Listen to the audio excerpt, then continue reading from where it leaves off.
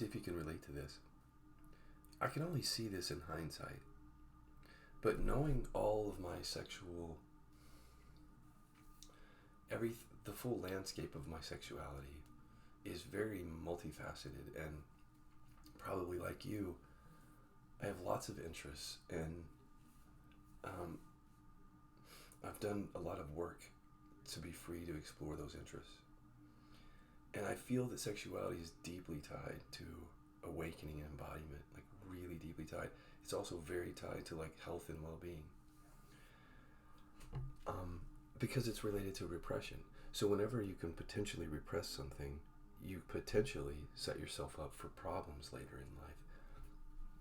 You know, there's some really wonderful studies about people who have to hold in, for example, their sexual orientation or their gender, actually. If they were born in one gender but they don't feel like that's the gender that's right for them, they think about that. They have to hold that in somewhere in the body and mind for a long, long time. But so do you. Is what I'm saying is, I think that we're going to find compassion for each other with regard to these issues that are somewhat like seemingly on the fringe. They feel like, to some people it feels like they're on the fringe, but they're not really. When we look at like the trans movement and all the talk of just a lot of bigotry or ignorance around people who are trans. And if you don't know yourself, your sexuality and your gender, if you don't truly know it, and I mean be awake to it, then you're going to do that kind of thing. You're going to vilify the others. And when you're vilifying and shadowboxing the others, for those of us who are awake, we see that then you have things that you're hiding. This is how the mirrors work, the hall of mirrors. In duality, it's like he doth protest too much, or she. So, no, this crazy shadowboxing going on, like, I'm just using the trans group as an experience, but first of all, it's not even about sex for those folks. It's about gender. But we are so confused about our own sex that we confuse sex and gender. Like, we are confused about our own sexuality and repressed, many of us, that we somehow, we don't even have clarity on the fact that that's not really even about sex. Yes, transgender people have sex, like all people. It's about identity. It's about who they think they are on the level of form. But I want to use that example because that's a group that it seems like it's one of the groups that it seems okay. It's becoming increasingly not okay, which is good. But it seems still okay to sort of vilify those people and shadowbox them. There are other groups that we do that too. It used to be gay. It is still in some regard. But I want to talk about the marginalized groups to help us understand the benefit of shadow work in dealing with our own repressions. This is a farce, this whole thing that's going on culturally, where we get to vilify these marginalized groups because we haven't dealt with our own shit. Like, that's what it is. Look, let me just be really, if nobody else is going to do it, let me do it. If it seems like so many people are shadowboxing because they're in repression, because they've repressed their sexuality, their sexual orientation, or their gender, or something related to that, and they're forced to shadowbox in a moralistic way or some other way. They're forced because they're not aware of the repression within them. Then they're forced to live an unconscious life and hold all that shame inside. And instead of dealing with it, instead of processing it, you're literally pushing it on other people when you start to point your finger at this group or that group as, these things on the margins of society, the seeming margins of society, are actually our teachers. We don't know ourselves. These folks on the edges of society are starting to know themselves. They're starting to ask deeper questions in order to have a life worth living. That many of them are not interested in awakening. trans folks or gay folks, or they're interested in living a life, but they're interested in just exactly what you're interested in. Is just having a life and being free and being happy and having kids or whatever. But I want you to look at this whole issue. And look, if trans or gay is not the group that triggers you, then find the group, because they're your teacher. So maybe it's those who have attraction to children, or maybe it's men who watch porn. See, there's something, if you look in your reality, there's something that you're vilifying, something that mirrors back to you something about yourself. And the thing is like the shadow might not be like, if you hate people who molest children, then you want to molest children. It's not always that direct, but sometimes it is. And that's where it gets kooky, because they did this test on folks, and they put the homophobic people, men, they wired up their penises, and I think there was a control group too, had all these folks watch sexual images, homoerotic images. And the guys who were homophobic actually had more arousal than the other guys. That is just the tip of the iceberg right there. You're just seeing a little bit of the unconscious repression of humans showing itself right there. Just a little bit. But if you open that up, we're going to be awakening and embodying something you have no idea what's coming when you truly open yourself up. This whole sexual thing, these little splinters that we find in our experience, where our little judgments, that person, become like this crack. And like, if you go into deep somatic inquiry, that crack opens. It's actually somatic, mind and body.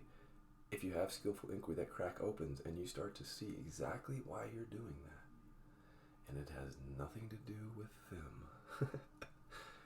And that's why sexuality is very much a spiritual practice for me. There's something about it that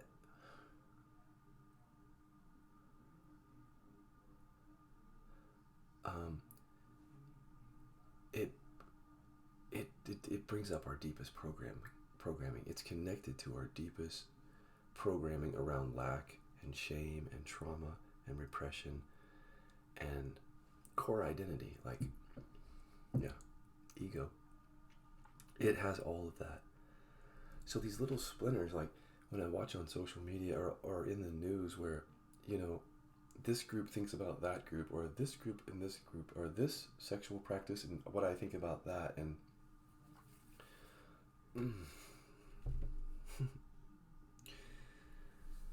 you have not gone within yet, is what I'm saying.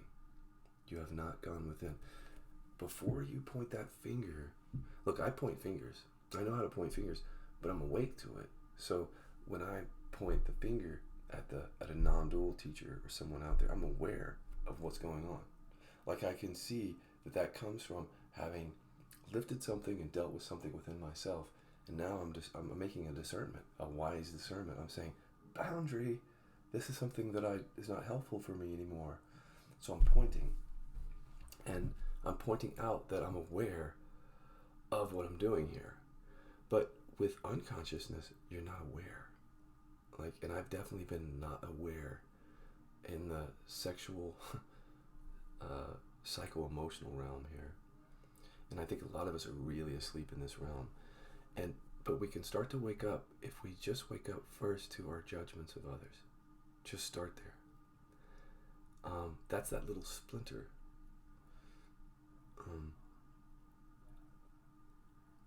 So when you find that little splinter, when you see something, and it could be anything around sex, something out there, and that little splinter, it was just like a judgment, or like a disdain, or I would never do that, or whatever it is, that little splinter is the doorway into, it could even be into healing, like literally. For some people it is. but it's certainly a doorway into embodiment. And awakening is one of the doorways. And if you keep that door closed, man, that thing can fester. I definitely don't recommend keeping these areas of repression and shame like tightly held down if you're in a process of awakening embodiment.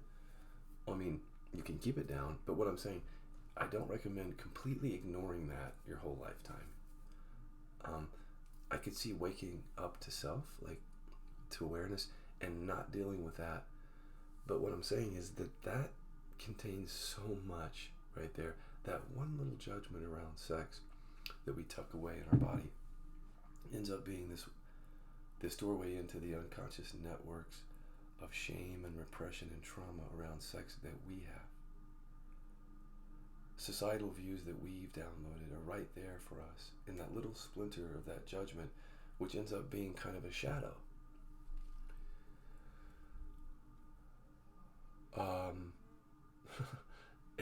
There's a massive amount of transformation available in that little shadow, but you can't see it as long as it just remains in the form of a judgment. And this is one way I think in which we hide it from ourselves, is through just judgment that sounds like wise discernment or even moralistic in some way or self-righteous, but that's hiding something often. So that judgment, you either have a choice. It's like, okay, I'm just going to go and judge people and hide this from myself and pretend like it's just out there. It's not me. I'm pretty much okay here. Or you can use this one little judgment as the doorway to open you up. Let me just give you an example. Is whatever, let me think of a good example that could really show this to you. This is just an example of someone who very much has a desire of certain fantasy, let's say. I'm just going to keep it general. Let's say you got a certain fantasy, but it's something that you never even wanted to allow yourself to entertain. Never wanted to. And you tucked it away. And you tucked it away. And you maybe even didn't know you tucked it away. But you did. And then suddenly then you're on social media and someone with that comes forth and you feel a reaction. And you don't really know why. You just have a judgment about it. Something about their lifestyle or the way that they express their sexuality or the kind of sexuality they're in. It could be anything. And you trust that judgment that comes up. Oh my God, trust that splinter. Because it's a small little thing, you might think, but again, it can open you up to, like, in the end, lifting repressions and healing. But it won't happen if you stick to judgment. So I want to think of a good example here. Generally speaking, though, if we're bothered by something out there, it's probably pointing to something within us. But this thing within us, it's not going to be obvious what it is. It might not be the exact trait of the thing out there. In other words, that may just be hinting at it in some way. This is how we hide it from ourselves. But through inquiry, we can discover that what it is that we're hiding from ourselves. What aspect of ourselves have we pushed down in shame or whatever, and then tucked in the body, held tight, squeezed down in, and then now unconscious. So we have this like kind of desire for freedom sexually, or we have this like desire to explore this and to be free in this area, but we can't because we've tucked all that wild energy into one judgment and then something that's maybe tucked into the body somewhere. So now working with people in the spiritual path, they're awakening or in the process, and then it's like, it's interesting, I have this contraction right here. Don't know what that's about. It could possibly be anything to do with awakening, right? And then we go in, it's like, shame and desire and a lot of energy around that, and judgment and repressed desire. cultural conditioning downloaded in that area, deep pockets of shame, all from just a little judgment or a little pain in the side. Like I said, they're studying it now. They're studying what happens, for example, to trans people who tuck that away. This is more gender than sexuality, but they tuck away their gender expression. It's like sexual expression, tucking it away. This is why we're going to be able to connect, all of us, with the trans community once we go in. Once we go within, we're going to see that was just a shadow. Welcome, trans folks. You are I am you. You are me. Welcome to society. But we can't do that yet until we go within. The same is true for the gay thing. The gay thing was trying to show us something too. Us, meaning just consciousness. These are the little things on the side, the shadows. The child molestation headlines that you hear and the uproar that you get from people is not just the protection of children. Some of that is the repression of the people that are looking. In other words, people have repressed their desire for that kind of sex, and then they're shadowing it out. So this is a really rich territory. But man, do we hide. And it's pretty violent the way we do it, because first of all, we just tuck all that away and deny that part of ourselves. And that in of itself, you could say, is rather violent. Like, this is my natural expression, but I'm gonna know, and then tuck all that away. So that's violent. And then as we've tucked it away and hid it from ourselves, then the violence comes in the form of this little judgment, or worse, towards other people. And again, it could just be someone who's like, oh, she's too sexually open. Look at her. She's inviting trouble. Whatever it is. And see how all that wild energy got tucked away into the body, and then this consciousness starts shadowing and judging. And that's really deceptive, folks. Like, wow. Total missed opportunity to simply judge the other like that, because the other is literally trying to, they're not really knowing that they're doing this, but the other is actually an opportunity for us to wake up and embody the awakening and find out what we've tucked away inside. But instead, so many of us don't do that, and we just continue to tuck it down and continue to judge. And therefore, the door to that kind of liberation is locked, tightly locked. How do you think you're going to be free in this lifetime without being sexually free? That's a serious question. No. The thing is I almost started to buy into that lifestyle of, like, you grow up, even being gay. It was my first marriage. It's like, okay, so, I had we had an open relationship for sure, which was unconventional. But in some ways I was sort of like playing the role of like this, I dressed differently, for example, of like this very repressed, sexually repressed person from the Midwest. I can see the repression in my first marriage, in the persona of Scott. He didn't know back then all the wildness within him that had been repressed, but through the years as it came out, then my more authentic expression came out. So that's what I mean. Like, how can you be free in this lifetime? By tucking all that away. And so here, many of us are living in these households now that are very, they do not represent in any way our actual wildness. Like, so our households have become, for example, maybe sexually, with our partners, very sexually safe, or we don't explore our fantasies, and so we tuck those away. There are so many men and women who are just hungry to explore their sexuality, so they go do it privately on the computer, secretly, and they're accessing that aspect of themselves that they've pushed away. They're hungry for it, but they feel deeply ashamed about it because they don't want anybody else to know. And that's how they're feeding. That's the only way they can feed that part of themselves that they know is authentic, but is not allowed by them or by anyone else. And so we live these lives, like these sort of privileged lives where we're married or we're got a family over here. And on the outside, it looks like we've actually, I don't know what it looks like, but it's not real. Because these are the folks who have this sort of sanitized like lifestyle. Like, I've got my wife and my husband and my kids, and you can't tell on the surface that I'm a sexual being. I've got a suit and tie, or I've got my nice car here, but you don't see that below I like to masturbate to this kind of porn. I'm not going to show you that. I'm going to show you this. I'm going to show you this part that's not real.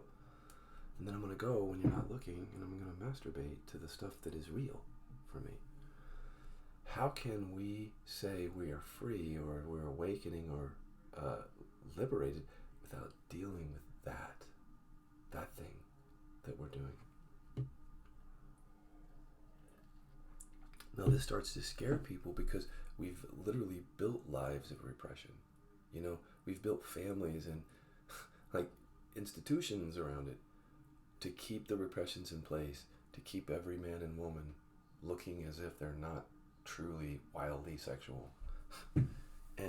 But we haven't fooled ourselves or each other, because again, secretly, the porn industry is $1 billion industry, and tons of people come to the Killaby Center and to me over compulsivity around this. And so oh man, this gets deep, because when we first opened the treatment centers, like, I am not going to play to this rules-based societal thing where you're supposed to come to this treatment center and believe that you're a bad person for having such fantasies. I am not going to do that to you. I'm not going to do to you what everybody else has been doing to you, making you feel bad for something that naturally arises for you. Instead, there's got to be a different way. And so that's where I started to explore the different way. I explored it first with myself. Like, what would it be like to explore my sexual fantasies freely? You remember I've told this story. This is before I had the Killaby Center. Awakening in 2007, and then right away, massive sex compulsion, BDSM. I played the sub role. I was the subordinate. I was attracted to dominant men for BDSM. Just go look it up if you don't know what it is. It's rough sex, to say the least. It's formally rough sex in some cases. It's very ritualistic, actually, like with gear and toys and all kinds of things. One of the most powerful experiences I had, I'll just tell you this right now, because I've come out, look, if this grosses you out, turn it off, but I think we're going to have to learn how to stomach this to get in contact with our own repressions. You're going to have to hear it, even if it bothers you, in order to contact what you don't like within yourself. In other words, but some people are like, oh, no, tell me, Scott, I want to know. One of the most powerful experiences, which I would say was a spiritual experience, was I was taking the role of the subordinate with a much older dominant man who was very experienced. And like, you went into his house and it's almost like, oh my God, am I at the house of a serial killer? But there had been trust established before, so that we knew that wasn't what was going on. There was a conversation. But I won't get into the graphics of that experience. But that experience, you can imagine, with lots of gear and everything else, I explored every single aspect of myself that night. Both my subordinate side, but also my dominant side. He allowed me to do that. And the freedom that I felt after that was a lot like the liberation that one feels in really good spiritual practice. Like, free. Just simply free. No hang-ups. Like, leaving that experience going, that needed to happen, because I can't keep holding that down. Very, very powerful experience of coming to know myself on the level of form. Like, being awake to myself, seeing and allowing myself to experience and feel that experience. Because if I hold that in, that's not freedom. And by the way, that was a consensual two consensual adults, so we don't have the situation where, it's violating someone's boundary. It's safe, consensual. But the bigger point, I'm making the point though, that our sexuality is a doorway to just liberation, period. But more than that, what I'm pointing to is this sexual compulsion that arose for me, going back to the Killaby Center.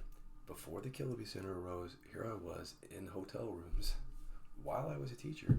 I don't know if that matters or not. Inviting these men over or going to them to have this kind of sex. Now, instantly, when I saw this compulsion, this was a compulsion arise, it's like, I'm not going to put a lid on that, because apparently I've been trying to put a lid on that my whole life, and the awakening took the lid off. Don't want to put it back on.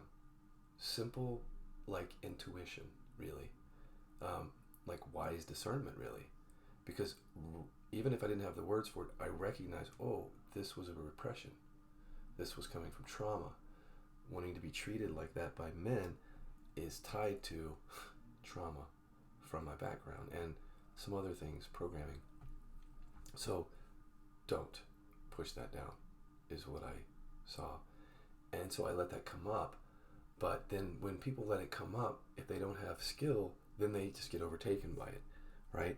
And I did at first, because of the trauma and the repression that was driving it and the shame. The compulsivity pulled me into it unconsciously. But in that unconsciousness, I would actually go into skillful inquiry and dismantle the programs and feel the emotions that had been repressed around that, including shame. And then that, more and more, that whole thing felt empty, which is different than repressing it. Totally different than repressing it. 100% different than repressing it. Going into it and seeing the emptiness of it, I've moved out of that, and I don't have that compulsion anymore. What I see people doing is this part of themselves, whatever it is, don't get caught up on BDSM, because it could be something, it could be a rape fantasy or something. It could be you like to be a voyeur. It could be anything. I don't want to do a laundry list here. The point being is, what I see people doing is like this aspect of themselves, instead of allowing it to come out and really skillfully looking at it and seeing what it's made of and awakening, embodying all that, like awakening to it and embodying everything and transforming through it, actually. Transforming through it. Instead of doing that, because of how society is, tuck it away, tuck it away, tuck it away, go to the porn, watch, feel shame, don't tell anybody, watch more porn. If people find out, that's more shaming. Watch more porn because of the shame. And then go to work and pretend like nothing happens like that. Like, go out in public and pretend like that's not part of you. I don't know what you're talking about. I don't watch porn. That's how people are dealing with that. Many people. With repression, though, you can repress something, you can hide it from you, but that doesn't mean that it's always going to hide itself from you. You can hide it from yourself, but that doesn't mean that it's going to just hide itself from you. And so that's the story of these repressions. As we push down this wildness of sex, or this naturalness of sex, we think we've dealt with it, but we're seeing the signs in our life that we haven't dealt with it, which is the judgment, like the moralistic judgment still, or just the sense of leading double life, right? Like, here's my sexual life, which is wild and crazy and this and that and free, and here's my social life, which is something different. And then the secrecy and the porn. So the answer is not suppression of desire. That's where I've come with this. I've just been in the treatment industry now long enough to know, and I've had my own experience to know, that I don't have to cater to views out there that do not resonate anymore. Even if they're enlightenment views, I have my own perspective now. And the suppression of desire is not healthy. That's an insight. You don't have to believe me. And I'm not here to teach you. I'm not really here to teach you bits of information like that. That's whatever. Because the real insight and realization comes from the looking. And when you do that, and you embody that repression, and you come alive into that, and step into that, and stop pushing that down, then you won't need people like me to say this. Nobody's going to be able to teach you this, because you're going to embody this freedom.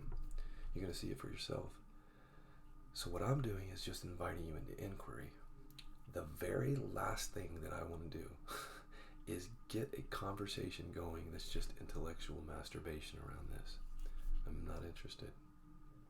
Because the real work comes when you stop and you put that down, all your arguments in favor of this or that intellectual stuff, and get into your body and find out what you've been hiding from yourself.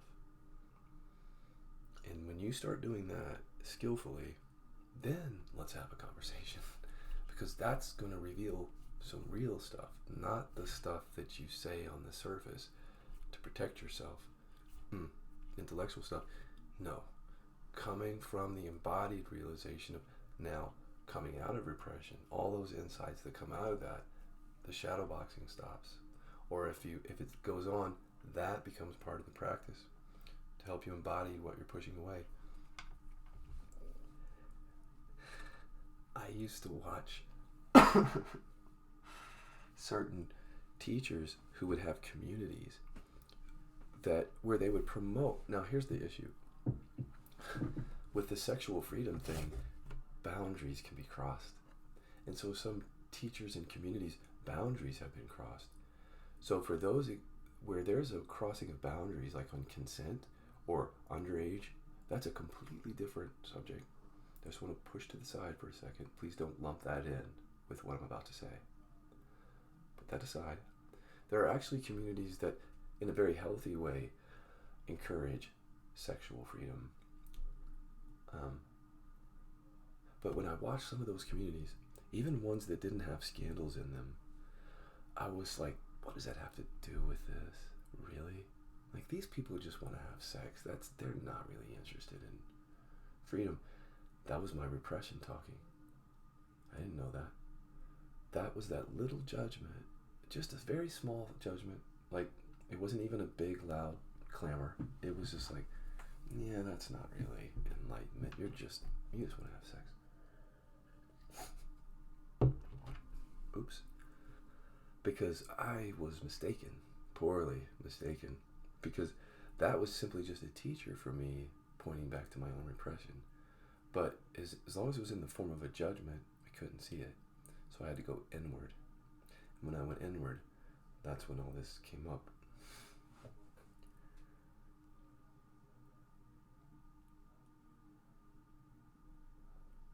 Here's craziness. I don't know if it's crazy, but it's maybe it's very intuitive, actually. What I've noticed is once I welcome the darkest, so-called darkest, because that's societal stuff, the darkest fantasies, the parts of myself that I don't want anybody to see, and I do work on the shame around that, and all the other things around that, and that's then empty. Compulsion starts to go away. So then you understand, it's like, oh, well, all these folks who are living this double life out there, like the businessman with the briefcase, or the lawyer or the engineer who secretly goes into these anonymous sex encounters or porn, like, that's coming from compulsivity and repression. See that?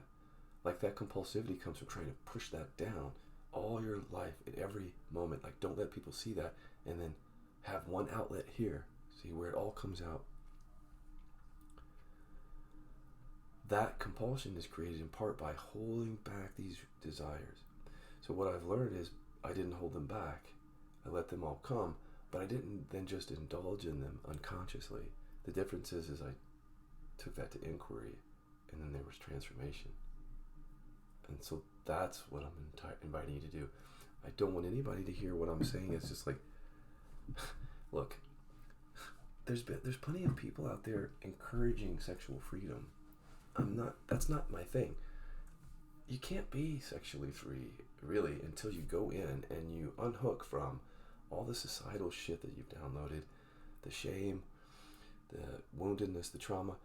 If you start trying to be sexually free with all of that, you end up being compulsive, or it's shame based. A lot of it is shame based. Like, you don't feel good about your sexuality if you're repressed.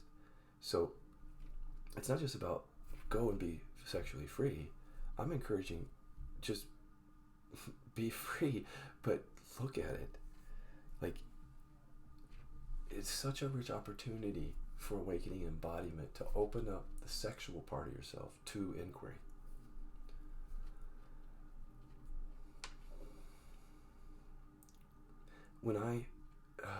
And so I want to talk to those people out there right now who are suffering from pain or contraction or illness. And you're thinking, maybe, what the heck does this have to do with what he's saying? What if I told you maybe it has a direct impact on that issue and you just don't know it? Because remember, when we're young, if we have to hold all that in somehow, somewhere in the body, it's a repression.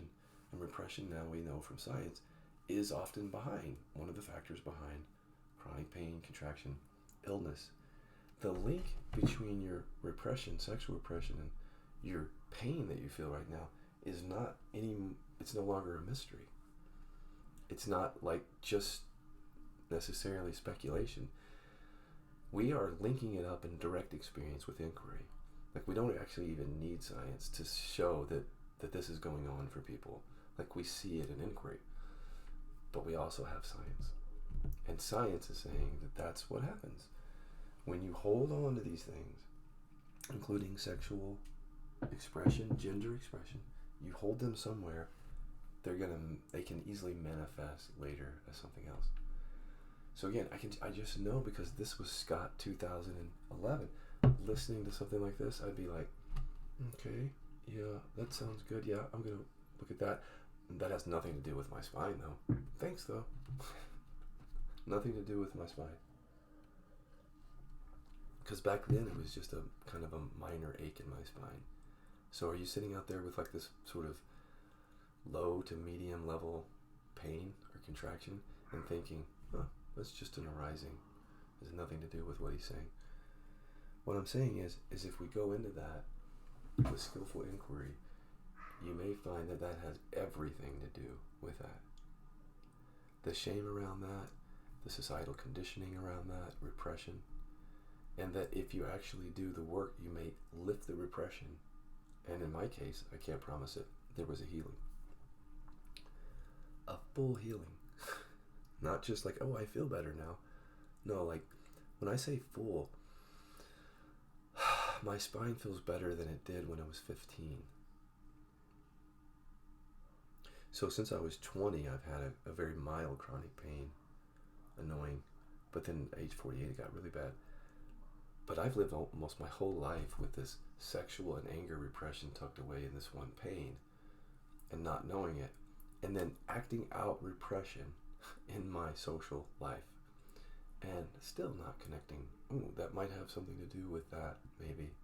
Still not connecting it. It took me to come to the end of my life, almost suicide, to say, what is it that I'm not looking at? There's stuff here I'm not looking at, and that was one of them. Now, let me back up here. The sexual stuff that I had to deal with in the spine was stuff that had not been dealt with yet. So I dealt with the BDSM stuff years ago through inquiry, and that fell away. That's not what I found in my spine. What I found in my spine was a deep sense that my desires are wrong. Period. And the darker the desires, quote unquote, the more wrong they are. And I felt it that way.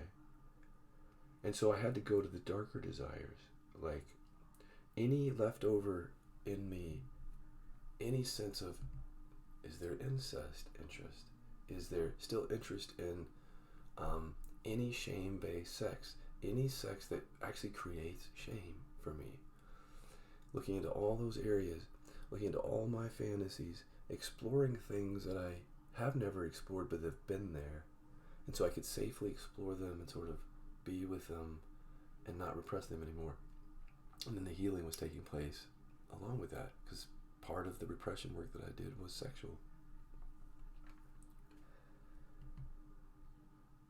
I almost want to go on a limb and say here that your strongest pain in your body right now might be because that's the thing you've most strongly tucked away, like this aspect of yourself or some aspect of yourself. There could just be a direct correlation right now between something that you're feeling pain around in your body, and think about it, this wildness that you tucked away in favor of some life that isn't really you. I can just imagine there are people out there saying, but I just don't like sex that much. That's fine, but is that the splinter? Like, I'm not saying that you have to start liking sex, but don't close yourself off to this conversation just because your first initial reaction to me is like, well, I'm not really that interested in sex. Because that could be indicia of repression. It could be. We're sexual beings. And so it could be that there's a repression.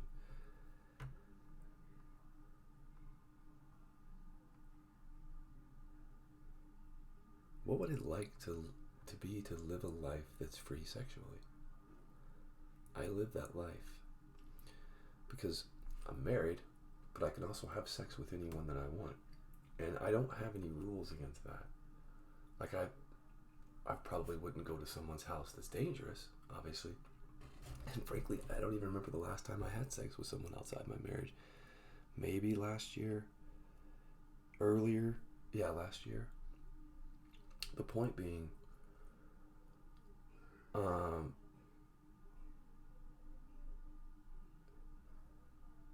it's not just about hiding from other people, it's hiding from ourselves.